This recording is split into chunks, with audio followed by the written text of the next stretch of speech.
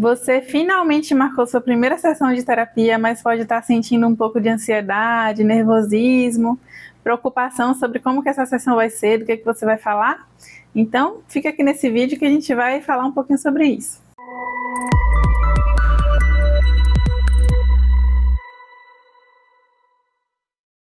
Nos meus 10 anos de atuação como psicóloga clínica, eu já atendi uma centena de pessoas, já fiz uma centena de primeiras sessões. E eu gostaria de responder algumas perguntas que eu já ouvi falar, que eu já vi na internet, ou que já chegaram até mim, até dos próprios pacientes. E eu vou responder de acordo com o meu olhar, certo? Se esse tema é interessante para você, se inscreve no meu canal, curte, deixa seu comentário, porque assim eu posso saber do que mais que eu posso ir falando por aqui. A primeira pergunta que eu quero responder sobre o nosso tema é sobre o que eu vou falar na minha primeira sessão com a psicóloga. Para você que nunca fez terapia ou que já fez antes, mas está com a psicóloga nova e vai fazer a primeira sessão, e aí então, respondendo de acordo com a forma como eu trabalho, é claro que quando a pessoa chega para a sessão, eu preciso ir sentindo como é o perfil daquela pessoa. Tem pessoas que falam com bastante facilidade e eu tenho a intenção de que ela fale porque eu quero conhecer a pessoa. O tema específico não importa tanto assim. Por exemplo, se você estiver preocupada, eu vou começar a contar minha história lá da minha infância, ou eu vou falar do que está acontecendo agora. Isso fica a seu critério. Mas quando a pessoa tem um perfil mais reservado, aí naturalmente eu vou incentivando essa fala, né, através de perguntas. Claro que a primeira pergunta seria: como você está hoje? Do que você gostaria de falar? Às vezes, quando as pessoas chegam para a sessão, já me mandaram alguma mensagem contando por alto. Eu costumo perguntar o que está motivando a busca pela terapia. Então, às vezes eu já pergunto se a pessoa quer começar por ali ou se quer falar de algo diferente. Eu deixo bem livre mesmo, bem aberto. E aí vou sentindo o perfil dessa pessoa. Eu até coloquei aqui como a segunda pergunta: se você é uma pessoa muito fechada, muito reservada, que tem dificuldade de se abrir, ainda mais, né, quando a gente faz a terapia pela primeira vez, a gente está falando com alguém que a gente nem conhece, a gente não sabe o que esperar muito bem. Então, se você é essa pessoa mais reservada, com dificuldade de se abrir, ou se eu recebo uma paciente assim, eu faço uma coisa também. Além de incentivar com perguntas, eu também observo muito o estado de humor daquela pessoa naquele momento. O estado autonômico, ou seja, como que aquela pessoa está, como que o sistema nervoso daquela pessoa está funcionando naquele momento. Ela está se sentindo bem? Eu percebo, eu sinto que ela está tranquila, se sentindo bem, apesar de um certo nervosismo por ser a primeira sessão. Mas se eu percebo que ela já relaxou, que ela já está mais se sentindo segura ali naquele espaço, ok. Se eu percebo que ela está mais parada, sabe? Muito reticente, triste, pode estar chorando, ou pode estar realmente com dificuldade de falar, com aquela coisa aqui na garganta, eu sempre devolvo para a pessoa aquilo que eu estou percebendo, porque eu posso estar sentindo algo que não é exatamente aquilo que eu estou sentindo. Então eu falo que eu estou observando nela. Olha, eu estou vendo que você está... E eu posso ir descrevendo. Você está com a aparência mais triste. Como você está se sentindo agora? Como que você sente que eu posso ser útil para você agora? Eu estou aqui com você, a gente pode respirar um pouquinho. Se você quiser, eu posso ir falando primeiro, posso começar falando, se você quiser me perguntar alguma coisa. Ou então posso ir falando do que a pessoa já pode ter me contado antes, ou se não tiver me contado nada. Posso falar um pouco sobre a terapia, falar sobre o que eu estou sentindo ali no momento. Outra possibilidade é de eu perceber que a pessoa está tensa, pode estar acelerada, pode estar até com raiva ou impaciente ou nervosa, sabe? Com dificuldade de respirar, talvez. E aí eu vou sentindo. Se essa pessoa já for falando, eu vou escutando. Ou se essa pessoa não for falando, aí eu vou sentindo junto. Eu posso convidar para fazer alguma prática de regulação emocional. Sabe, então é uma coisa assim completamente única de cada pessoa, de cada sessão, inclusive, que requer muito da minha sensibilidade e da minha percepção a cada momento. Porque atualmente já se sabe que deixar a pessoa falando quando ela está se sentindo mal, quando ela está em sofrimento, e deixar falando assim, sem a psicóloga se envolver um pouco mais, sem uma postura mais acolhedora, isso pode ser até prejudicial para os pacientes.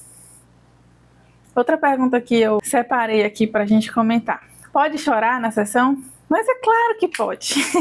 Eu sempre tenho comigo lencinho, né, para os pacientes chorarem. Mas agora aqui na sessão online, claro que eu não posso oferecer, mas a terapia é e precisa ser um espaço para você estar como você estiver, para você ser como você for, para você sentir o que você estiver sentindo na hora.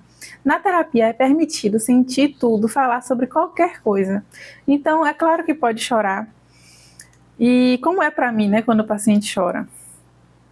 Eu tranquilizo a pessoa. Eu digo, pode chorar, aqui é espaço para isso, eu tô aqui com você. Eu respiro. Por que eu respiro? Porque quando a pessoa sente que ela está falando com alguém, comigo no caso, e eu consigo me manter tranquila, isso já é de uma grande ajuda. Falar com alguém que... Por isso que terapia é uma conversa completamente diferente de outras conversas da nossa vida. Porque quando a gente conversa com um amigo ou com algum familiar, alguém que se envolve junto com a gente quando a gente fala das coisas, são duas pessoas na relação.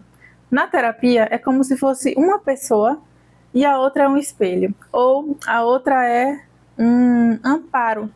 Então, eu estou ali na figura de uma pessoa que ampara. Quando a pessoa fala para mim de coisas que são extremamente dolorosas, tristes, difíceis, comoventes, é claro que muitas vezes eu me comovo também, eu sinto também, e eu devolvo isso para a pessoa. Assim, por exemplo, eu digo, olha, quando você me fala dessas coisas, eu sinto, e aí eu digo o que é que eu sinto, porque às vezes a pessoa precisa daquela validação e daquela humanidade, sabe? Daquela compreensão, daquela compaixão. Então deixa eu voltar aqui que eu estava dizendo. Eu estava falando que eu respiro, né? Então eu respiro para que eu consiga transmitir através da neurocepção, ou seja, do que a pessoa está enxergando em mim, uma calma, uma paz e um ambiente seguro para ela chorar, para ela expressar o que ela tiver que expressar. Outra pergunta que eu separei aqui. A psicóloga vai ficar só olhando para mim? Olha, isso tem uma questão interessante das abordagens diferentes. E também, eu diria, do perfil de cada psicóloga, de como ela aprendeu e se sente bem fazendo. Eu já fui a psicóloga que não ficava só olhando, mas que sustentava muito silêncio. Porque quando eu me formei, eu até comentei sobre isso em outro vídeo, eu usava a abordagem psicanalítica para embasar meus atendimentos. Mas aí eu queria ser mais didática, queria ser mais participativa e eu fui mudando da forma de trabalhar, mudei de abordagem. E eu não sou essa psicóloga que vai ficar só olhando para você. Não sou a psicóloga que fica só olhando para os meus pacientes. Não, eu interajo bastante e eu sinto junto com a pessoa. Então eu sinto no momento o que é mais propício de fazer terapeuticamente, né? Mas é porque existe um estereótipo de psicólogas e psicólogos que ficam realmente só em silêncio a sessão praticamente inteira e no final dizem, pronto, acabamos, vamos lá. Isso é muito dessa abordagem psicanalítica.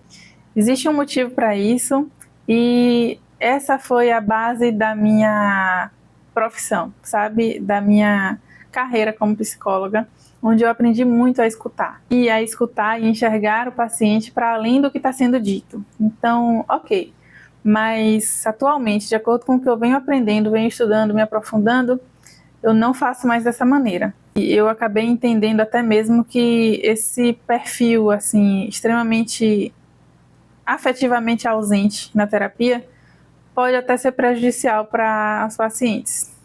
É o meu olhar, eu não faço mais isso, sabe? Esse tipo de coisa de ficar olhando e ficar com a cara de paisagem, a expressão de psicóloga de paisagem, não.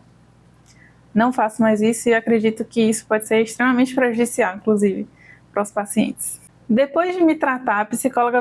isso é tipo um meme, né? Que depois de me tratar, a psicóloga vai precisar de tratamento. Depois de fazer a sessão comigo, é a psicóloga que vai precisar de terapia. Olha, eu acho que quando eu me formei, os primeiros pacientes que eu tive, mexeram mais comigo, naturalmente. Assim, mexeram de uma forma mais pessoal, de um jeito assim, de que com os pacientes que estavam em crises ou com questões, passando por questões mais sérias, eu ficava envolvida emocionalmente, mesmo depois das sessões, mesmo alguns dias depois, e ficava pensando na pessoa, preocupada com a pessoa. Mas com a prática, eu entendi, aprendi, meu corpo aprendeu também, que justamente aquilo que eu estava dizendo, como psicóloga, para que eu consiga ser uma boa psicóloga e acompanhar da melhor maneira, é preciso que exista. Eu acabei de falar que não é bom ter uma distância afetiva muito grande, mas também é claro que é preciso que exista uma certa distância para que a gente possa manter a neutralidade, para que o paciente continue sendo uma pessoa que confia em falar com a gente sem que a gente vá desmoronar, sem que a gente vá precisar sair da terapia e ir para a nossa terapia logo em seguida. Ao mesmo tempo, acompanhar pessoas mexe com a nossa humanidade, escutar as histórias mexe com a nossa humanidade. E cada paciente é especial, cada paciente nos ensina. E às vezes os temas mexem com temas da nossa própria vida. É por isso que é tão importante que a psicóloga faça terapia. Não porque o paciente bagunçou com a nossa vida, não, mas porque na nossa terapia a gente consegue deixar lá os pesos, né?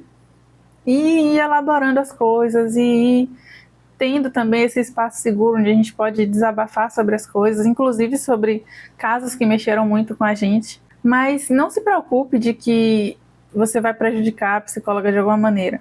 Caso isso aconteça, eu acredito que você vai sentir. E na terapia é extremamente importante que você sinta que você está com alguém, que você pode falar de qualquer coisa, que você pode ser você, de verdade, sem tentar agradar a psicóloga. Isso aí é péssimo. Ou sem tomar cuidado de que o que você vai falar vai mexer com a psicóloga. Se você estiver numa relação assim, preste atenção, toma cuidado, não aconselho.